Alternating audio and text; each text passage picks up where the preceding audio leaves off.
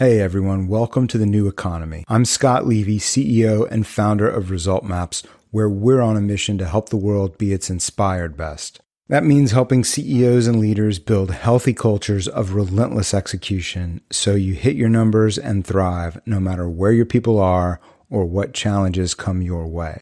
One way we do that is bringing you these sessions with leaders who've learned to thrive even as they navigated uncharted territory and thorny challenges. The idea is to get you actionable learning you can put into practice immediately to lead and navigate at your best as you thrive forward. The most immediately useful lessons in teamwork and performance come from the worlds of military arts, performing arts, and sports. This came up in our last episode as Cameron Harold shared his formula for aligning and inspiring teams. It's one inspired by techniques from Olympic coaches, and Cameron found it essential in helping him scale 3 different companies to $100 million in revenue. Cameron also left us thinking about the importance of developing people's skills and confidence in tandem to ensure they can propel the company on that type of journey.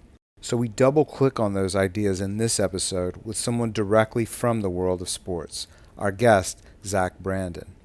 Zach is mental skills coordinator for Major League Baseball's Arizona Diamondbacks, and prior to that, he was a mental skills coach at the elite and legendary athlete development school, IMG Academy.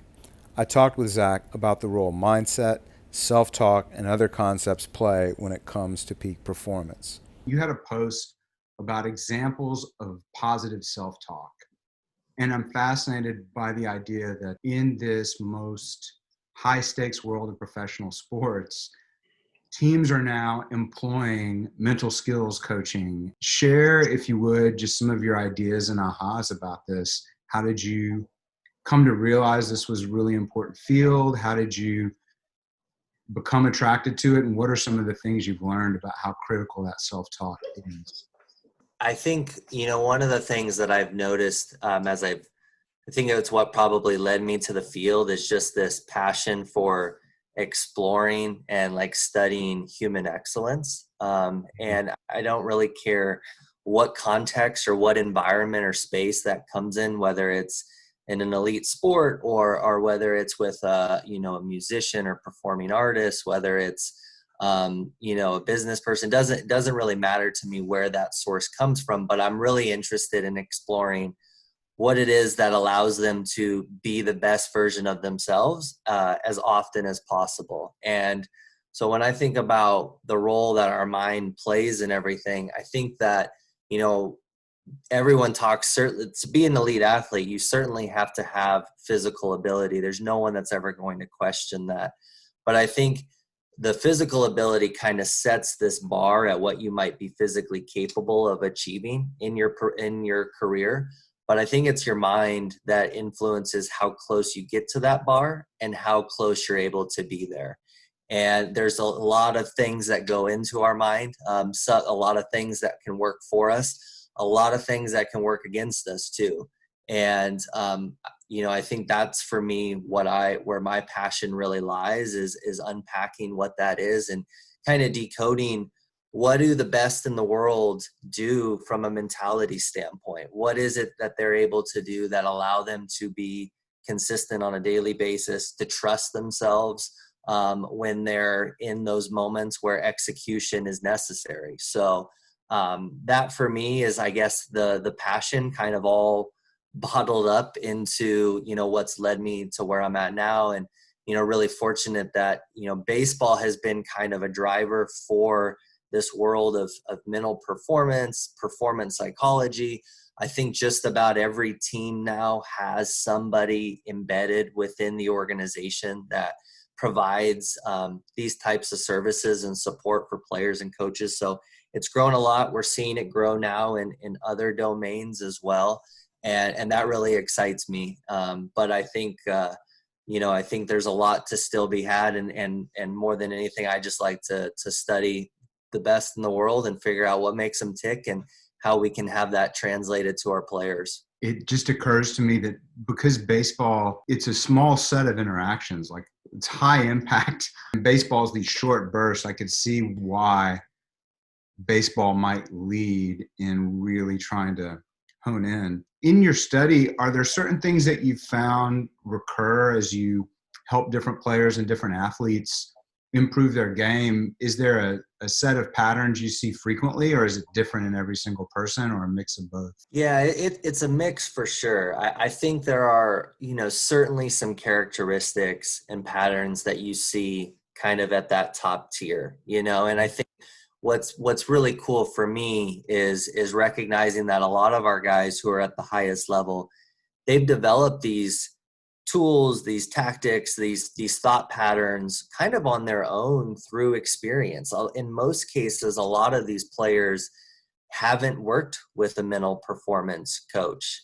They've had to learn kind of through the fire and trial by error. And so one of the things that I've really enjoyed the most about my time working now in our organization is just learning as much from our players as they probably learn from me, and asking those questions and trying to unpack what those consistencies might be. And I think to your point, like certainly every individual is going to be different. And that's why I think for me, the quality of my work is very directly proportionate to the quality of the questions that I ask guys. That to me is, I think, really a foundational piece for what I do. I say, like, I may have a graduate degree in sports psychology, but I don't have a graduate degree on the person. So to be able to unpack what that is for each individual, what are their strengths? We certainly don't want to ignore those. And as human beings, we're very quick to go straight to our areas of growth, usually, or our weaknesses. Those are usually a lot easier for us to draw upon or bring up. And so trying to just help them see, hey, this is where you're at, and then kind of guide them from there to where they want to go, and figure out what tools they already have and resources, but also maybe what are some areas that they can explore or add to the toolbox to produce some more effective thinking patterns or thought patterns. How do you guys approach, and how do you as a coach approach that idea? What's the mix between, we're going to double down on your strengths, but we're also going to look at these areas of improvement? I think one of the unique things about baseball is the fact that we train and we prepare on the same days that we perform, which I think is a really interesting challenge that it raises for us in our sport. So I think when it comes to training, a lot of the focus is on addressing those areas of growth, those weaknesses. It's focused on, let's try to fill in those gaps. The challenge, I think, becomes is when it's 7:00, and the lights come on and the umpire says play ball.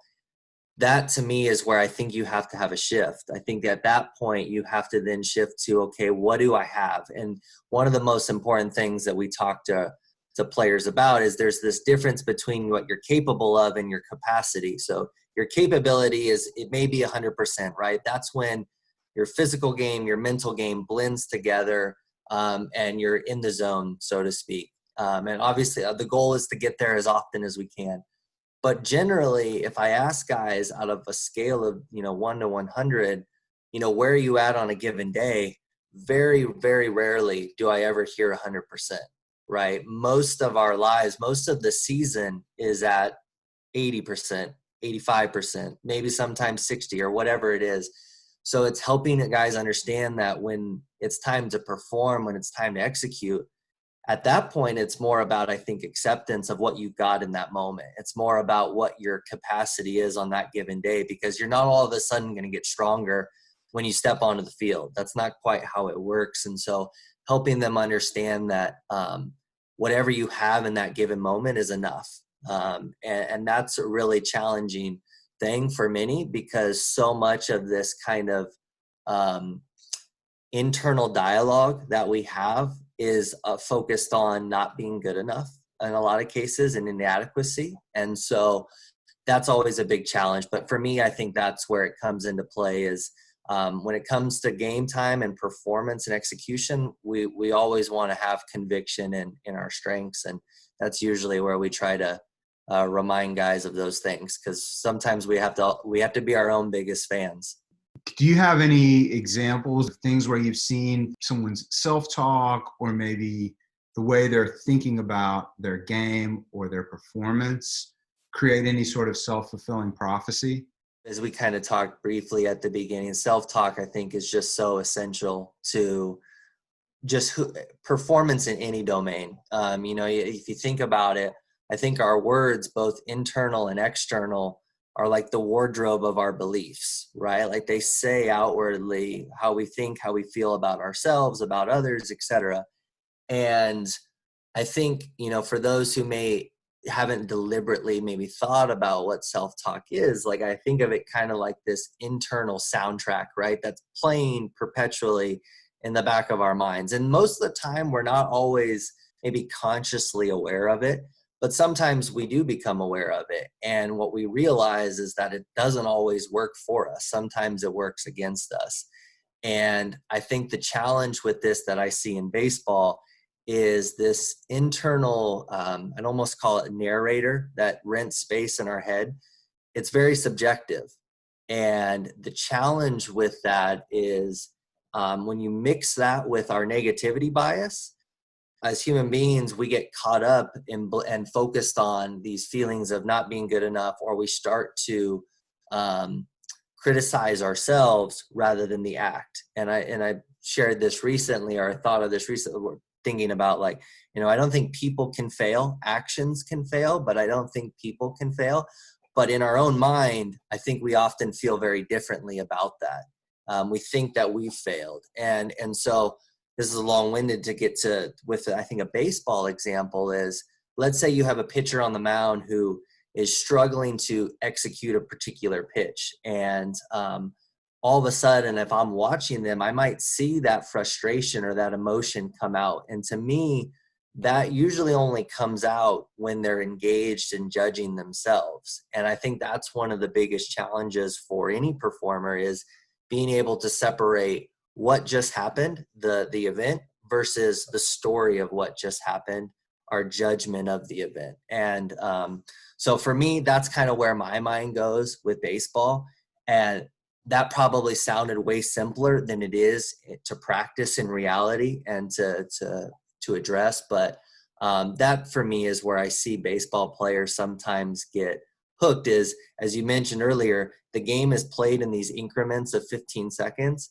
And if you're in judgment mode in those 15 seconds, it's going to be really hard to execute when the clock strikes zero and you have to deliver the next pitch, or you have to execute your approach at the plate. So at least in our environment, that's kind of what it looks like. You said a couple things I want to double click on. The negativity bias. Can you tell me a little more about that? It's an interesting thing that we confront as human beings, is this, you think about it, like the lens through which we see things is tinted towards seeing the bad, seeing the, and that's part of it too. As I said, like, I think when you mix judgment with the negativity bias, it creates, we like to, we have a brain that prefers certainty.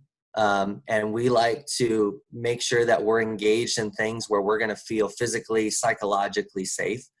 And anything that we think might threaten that creates this tension for us. And so, if I kind of reverse engineer or go back a little bit, like, I think there's three kind of common emotional or psychological daggers that our brain wants to avoid. One is humiliation.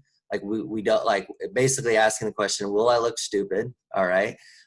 Embarrassment. Am I doing it right? And then inadequacy. Like, am I good enough? And if you kind of deconstruct those, I think each one, there's a fear, there's a thread of fear within that. And they're also contingent upon other people. And I think that's the part where our negativity bias really comes to the surface, is typically it's when we're either surrounded by others, or it's when it's dependent on other people, because that's how we're basing off of our self-image, and we're social beings, and connection is important to us. And so that becomes really tricky, where if any of those three daggers if our brain starts to experience any of those things, that's where we create these comfort zones. We create this psychological wall where it tries to shield us from these things that we we're vulnerable, we feel vulnerable about. It leads to these behavior habits or manifestations where we try to avoid that confrontation. So this is a long-winded response to just the negativity bias per se, but I think that's where my mind goes, and where, again, like, our brain can just play a lot of tricks on us, is because its default is this form of judgment and hunting out these things that threaten our safety physically and psychologically. And we know, as you hear all the memes, the poster, the nice quotes about, growth occurs outside of your comfort zone, right? Like, it only occurs if you're willing to take some of those risks. And in order to take those risks, some of those securities are probably going to be threatened a little bit. And it's like, can you perform anyway without those, or with that feeling there? One of my favorite stories is Tiger Woods kind of famously now said he still likes to go imagine he's playing the last hole with a bunch of his heroes as he takes that shot. In the seriousness of professional sports, how often do you see the seeds of that joy that we have when we're a child come out? Because I notice, like, even with somebody that's got that killer mentality like Kobe, it felt to me as a spectator like you could see that kind of joy in just performance. Do you find that has a role? I'm just curious there. That's a really good question. And, one of the quotes that I'll share sometimes with our guys is, I promised them, I was like, even though I've never pitched in a Major League Baseball game, I can promise to you I've pitched in several in my own head, right? Like, you think about when we were a kid, and for me, it was basketball. We had a hoop in our driveway, and I spent hours. I can't even tell you how many game-winning shots I hit when I was a kid. I think that's really important because, in the baseball world, there's a lot of terms that get tossed around as to what makes this game such a mentally demanding sport. One of which is they call it a grind, and it is a grind. You play 100 normally, you play 160 games, 162 games in about 180-day span. And it's physically, emotionally, mentally taxing for sure. And I think what I see, and I read this quote the other day, and it really, I thought, nailed it, is that the need for progress often will threatens our joy of the process. And I really like that, and I really resonated. And there's actually, you referenced Kobe, and there's a great clip of him being interviewed by Ahmad Rashad several years ago. And he basically says that when I was younger, like, I was in love with what he kind of called the highlights, right? The dunks, the awards, the game-winning shots, all of that. And he says, I got older, I actually developed an appreciation for the process. I developed this appreciation and joy for these little things that most people take for granted. So in his words, he said ice baths. Like, there's a lot of people that would do a lot of other things over hopping in an ice bath. And I thought that was I'm right there with you. Like, I thought that was a really powerful quote. And I think it speaks to his mentality that, again, that we could do the whole segment here on Kobe himself, but that's something that's always really resonated with me. And I think if you really want to be this high achieving performer, really in any context, I don't think you can lose sight of that joy that you have in that process. That doesn't mean it will be easy, certainly. We say this isn't Disney World, this isn't Disneyland, right? Like, if you want just pure joy and bliss, like, I recommend going and paying $100-something and you can go to Disneyland. It's not going to be that easy, but I think when you can challenge yourself to see the joy and just even sometimes the mundane, it will make that journey toward progress and self-improvement not only more enjoyable, but you're probably going to also, when you're done, feel more fulfilled along the way, regardless of how far you get in that journey. Well, let's talk about setbacks and self-talk. And resilience and recovery is on a lot of people's minds. And that was the post that originally got my attention. It was a linebacker. I think he had a miss on a play, but he was coming back. What have you learned about how we respond to those setbacks, and what separates the top performers from everyone else in terms of the language they use to make sense of those setbacks? You talked about, I think, actions fail, not people. That's an interesting idea too. Let's frame it around like failure for a second there. Like, I think failure is this thing that we've grown up kind of despising because it comes with this emotional baggage, right? Like, we have this visceral reaction when we fail. But I think where failure gets misunderstood sometimes is there's the event itself that may occur that you fail at. But what I also think is really important is that response to that failure, to that event. And that will oftentimes dictate really what the final outcome is. And in the last 5 months, one of the things that has been really on my mind amidst the pandemic and everything that people are encountering is how important perspective is. And the quote that has come to me time and time again during this is, perspective is one of the only things that can change the outcome without changing any of the facts. And I think about that when it comes to setbacks, because the reality is if we look at it from an objective lens, the setback is the setback, whatever that might look like. You know, there's, I wish I had a great business example off the top of my head, but to continue in the sports realm, you know, Alex Smith, a former first overall pick in the NFL, has had a great career, a lot of success. And then he has a very devastating leg injury to the point where they were concerned that they may have to amputate his leg. And there's a really great, you know, E60 that if anybody's interested, they can certainly check out to hear more of that story. But, you know, I just saw a great picture the other day of his family celebrating. He's been cleared to return to football. And I think it's an incredible example of when we experience setbacks, you can either be defined by them or you can develop from them. And I think he's, you know, a perfect example of that. And I think a lot of that to develop from a setback, it ultimately comes down to your perspective towards it, how you choose to respond. And I think this goes into, you know, when you start thinking about thought patterns and, you know, I get asked sometimes like, how do you avoid, or how do you like shut off your mind, right? Like, how do you quiet your mind? And I'm like, the tricky part is like, I don't really think you can, you know, like that's not quite how it works. That internal soundtrack is always going to be there. But what we can do is we can develop these new forms of thinking. We can develop these more maybe productive or healthy thought patterns. And you can think of it like learning a second language. You can learn this new language of your mind, but the old language doesn't disappear. It's not like it just is erased. And I think that's really important as well with this, because what I care more about sometimes is not the person's first thought after an event or after a setback.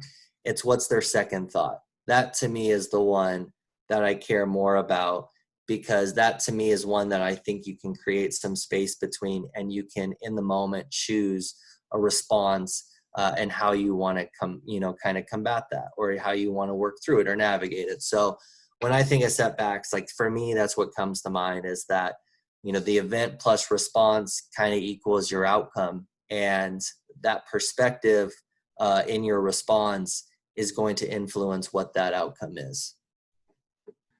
Do you have anything you do to work people through, say, setting goals or defining where do I want to be in the future? What am I trying to get to? Do you have any techniques you've evolved for that?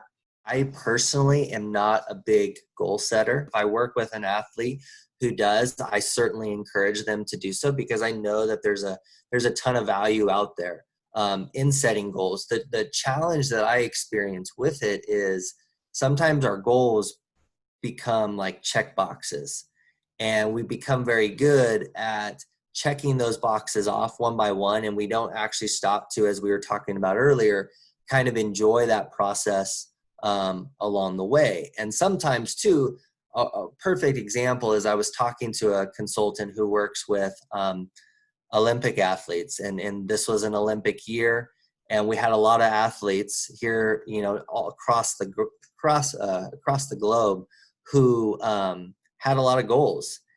And, it's like now all of a sudden that's been swept out from underneath them. And if that's the case, it's like, then what? If you're only going to set goals, then I think that's what happens sometimes, is because there's so much that's outside of our control when we set some goals. So for me, what I typically will do with players that I resort to way more often is helping them identify kind of their values. Like what do they care most about? What matters to them?